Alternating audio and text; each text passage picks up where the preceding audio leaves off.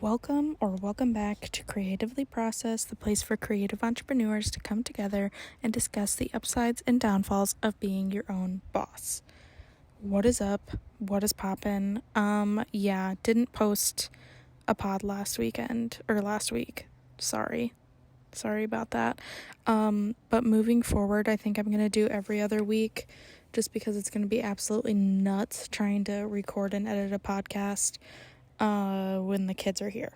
So that's kind of the vibe going forward. Hopefully nobody's sad about that, but that's the plan. I also think I'm going to post this podcast without editing it.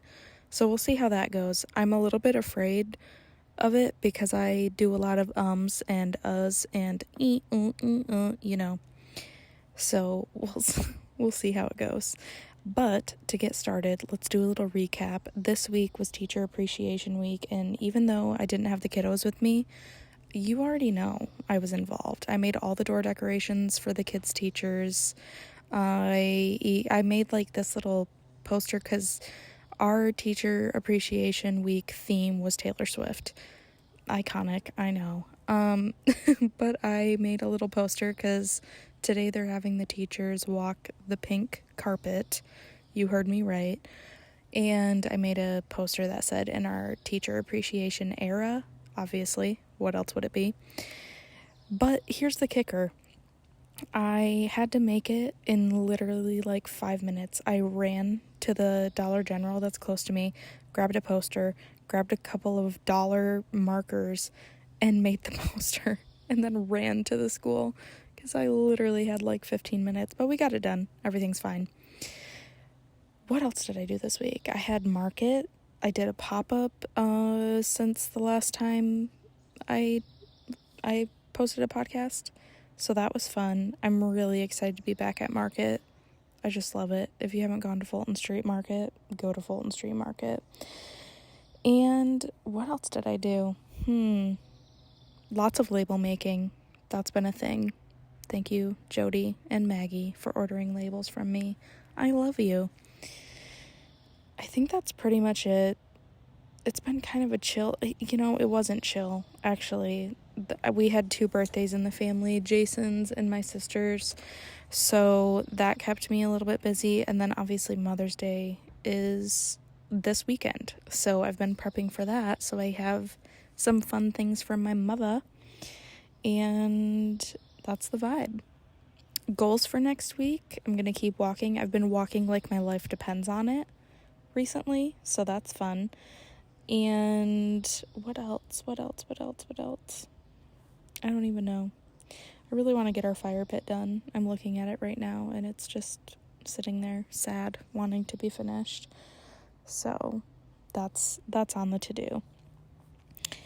I'm not going to ramble too much because I feel like if I get off topic, then this is going to be way longer than necessary. So let's get into the topic discussion. We're going to be talking about farmers market vending, or just, any market that you go to.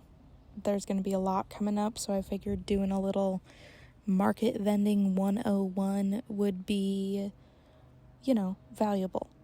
Especially if you guys haven't done, especially if you guys haven't done any markets or are struggling to get back in the swing of things. So let's do it. Right now is like the plan and prep time. I'm personally in the plan and prep mode, and I think it's a really good time to let go of the things that aren't serving you or your business or your vision. So it's kind of like when I switched over to graphic design full time and I let go of jewelry. Like, we all have different things that we sell that maybe we're not in love with or we don't find inspiring. It's time to kick those things to the corner and figure out a plan for how you're going to get rid of them. Are you going to discount them and try to push them out? Are you going to put them in a store? Or what are you going to do? What are you going to do? Figure it out. Now, for the actual act of going to the market, there's a few things you can do to prepare. I think the first thing is brainstorming the things that excite you. And this can be the projects you want to focus on, projects or services, whatever you sell. And it can also be the display that you have for your pop-up. So like colors that inspire you, little accessories. I don't really know how to explain that. Or display pieces. That's a better way to say it.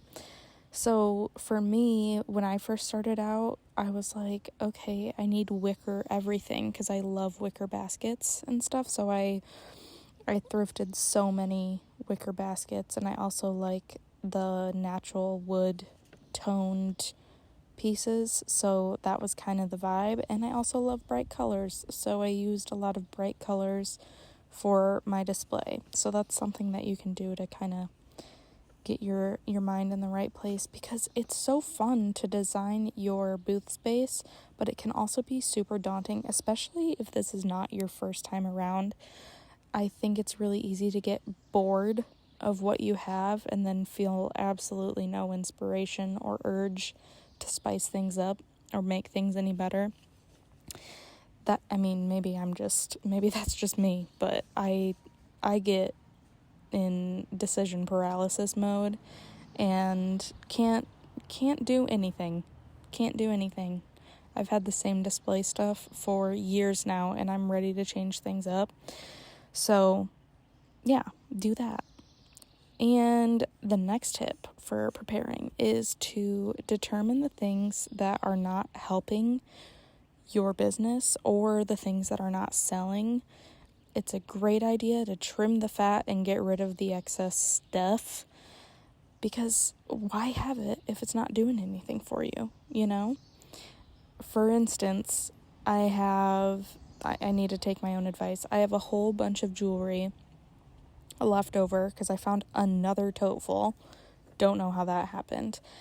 And I just don't want it anymore. As I've said before, it's just a huge weight on my shoulders. So instead of bringing that to the market, what I'm going to do is bring it to the different stores that I have stuff at, so I don't have to see it anymore, because I am sick of it. And that'll make a lot more room for me to put out like new clothing pieces or new stickers or new whatevers that I want to sell. And my last tip for preparing is to get a grip. What do I mean by that? Well, now's the time to get into the action and get things going.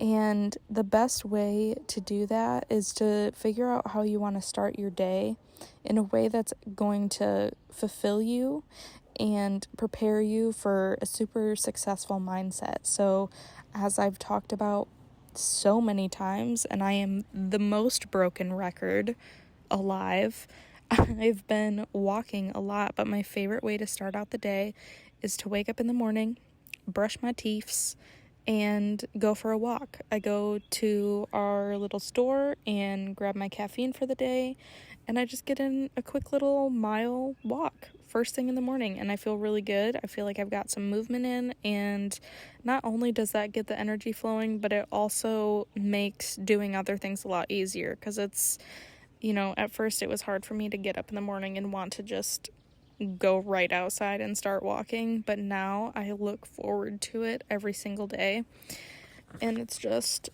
the absolute best. Do I do that on market mornings? Absolutely not. I'm not getting up at 5 a.m. to go take a walk. I'm so sorry. I have limits, okay? All right, so the next category I kind of want to dive into is how we're going to be when we're at the market. The first thing I want to say is put your effing phone away and stand up. Body language is so important when you're at the market. And I can't say it enough. I really just can't. It's very important. And there's so many people that I've seen complain about not making money, or, complain about everything because the market isn't going how they want it to go. Well, sister, maybe if you stood up and smiled for once in your life, things could go a little different. Hee hee. Anyway, before you actually go to the market, I always recommend preparing yourself for the energy of the market, because you're going to be out there with a lot of people. That's a lot of people sucking your energy away from you. So preparing spiritually, emotionally, mentally, physically, all the things is super important. I'm talking like meditate or pray, whatever you do. Make sure you're getting some sleep in. Pack the night before. Have snackies with you. I did not bring snacks with me the last time, but you know what? My bestie brought snacks and she shared. And then Josh brought us lunch. It was truly the best day ever. I can't begin to explain and embody the vibes of Wednesday. They were wonderful. So doing those things can be super duper helpful, because you go in with the right mindset, and it's so much better that way. There's a bug because I'm outside and it's beautiful. I hope everybody can hear the birds. Anyway, the next tip for at the market is to know your stuff. I didn't get this at first. There were a lot of things I didn't know, especially when I was selling jewelry. Like, I didn't know what kind of metals I was working with. I didn't know if things were hypoallergenic. Lots of, important things that I should know. Please hold. My paper flew away. So having those like FAQs on deck and being able to answer questions easily is super helpful. You want to show up confidently and proud of your work and with knowledge. Otherwise you look kind of silly. And the last tip for at the market is to be okay with any outcome you might have. You're not going to make $1 million every time, or probably ever at one market. That would be absolutely crazy. But you will go away knowing that you got a little bit more exposure, you met some cool people, you had some good conversations, and those things are good. On Wednesday, I had a very, very slow market, but I saw so many amazing people. And I also have a couple of people that I connected with that are interested in some graphic design services. So because I had a good attitude during the whole time, and because I showed up knowing my stuff and being ready for conversations and answering questions, I was able to put myself out there and have those, brainstorm sessions with people. And that creates business for later on. It's so crazy. It's so crazy, isn't it? If you just show up and you're kind and in a good mood, it's like everything works in your favor. Anyway, my overall insight to doing markets, I think it's super important to be open to learning things and hearing new ideas, or the knowledge that people have to share. I know it can be really frustrating. For instance, I swear to you, at least once a week, I would have people come up and tell me that I need to make jewelry. I need to make jewelry with stones from Lake Michigan, or I need to make something with Michigan on it, or whatever it is. And I hated that. Please don't tell me what to do. I really didn't like that at all. But there are some conversations, and people aren't trying to be rude. They're truly trying to offer you insight and information. And, I've gotten a lot of insight and information from my friend Kate, who owns Stoke Design Company. She has transformed my life, as well as Jody and Lindsay, which Jody is Page Soy Candles, the one with the garden incense. You already know. By the way, she gifted me, you guys, I might cry. She gifted me garden hand soap and 2 packs of garden incense cones. I am blessed. I am so blessed. My life is complete. So she's taught me a lot about like the wholesale and consignment stuff. I've done my own research as well, but she has helped me a lot with that. And then Lindsay and Mike from The Rusted Rabbit. Sorry, Mike, I love you. Obviously, Lindsay is just the other half of my brain. That is all. But Lindsay and Mike have given me lots of tips on the actual vending situation. And you know what? I have something to say about Mike. If you're listening, hey, you have taught me so much about boundary setting in a business environment. And something is popping. Oh, it's a bag of pop cans. I'm sorry if that's loud. It is really distracting. Anyway, Mikey Bikey, you've taught me so much about boundary setting and, not putting up with stuff that isn't cool. And man, I love embodying that energy. It's just so great and strong. And I really appreciate that. So anyway, be open to those new ideas, and any knowledge that people might want to share with you, because it could very well change your business and your life. Hee hee. In addition to that, you need to be willing to share the things that you know, the things that you've learned, the things that have helped you. Gatekeeping isn't cool and it doesn't make friends. So just kick that whole idea out the window. No one cares how long it took you to find a distributor for the one charm that no one actually cares about in the grand scheme of things. Just tell people. No one wants to copy your business. And if you're well established, then it's not a big deal. If you're afraid that somebody's going to outdo you, well, maybe you need to do something different. Because if you started it before, shouldn't you be ahead of the game? Yeah, probably. Don't gatekeep because of your own insecurities. It's not cool, it's not cute, it's not gorgeous. Share what you know. You will make far more connections and life is good. And then you don't have to, I don't know, I would feel really weird if people asked me a very direct question and I said, I don't want to tell you the answer to that for my own personal gain. That is so dumb. Don't do that. Anyway, the last point I want to make in this whole topic discussion is to allow things to flow. You're not going to control the outcome of the market, but you are going to control your attitude towards it. Lindsay and I were next to each other all day Wednesday. Record-breaking low sales. Because it's the first market of the season, in the middle of the week, everybody's in school. There's so many factors going against us.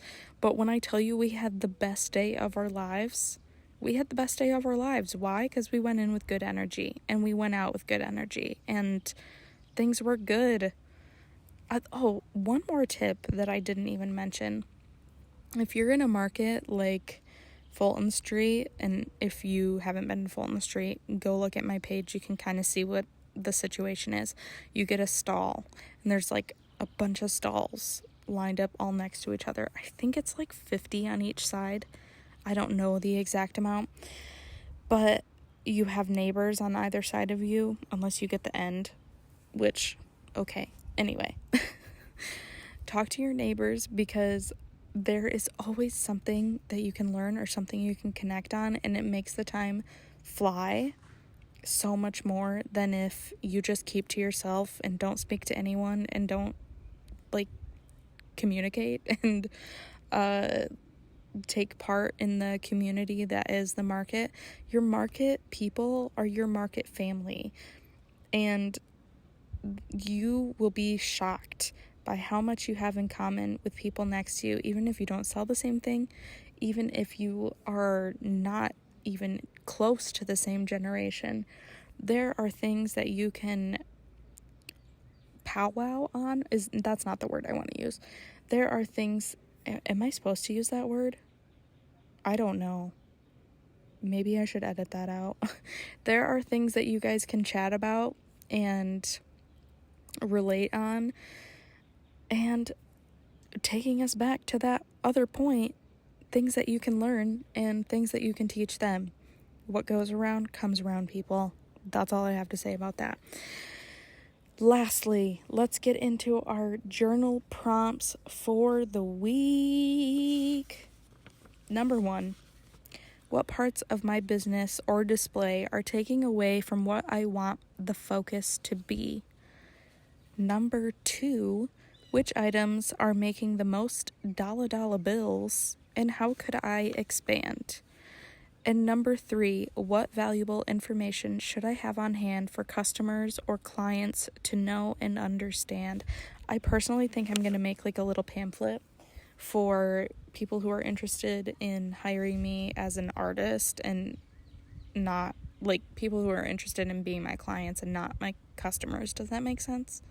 My customers are the people who buy my merch, buy my stickers, whatever. And then my clients are the people that I make art specifically for. So that's what I mean by that. If I ever talk about that in the future and you're confused, that's what that is. Those are the journal prompts. Just 3 today, keeping it simple. And that's really all I have for you this week.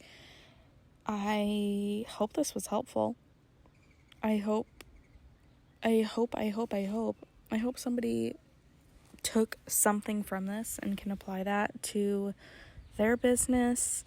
And if you have any questions about markets or whatever, I've been doing them for a while. I don't know everything, but I know what I know, and I'm willing to share that information because I don't gatekeep. Thank you.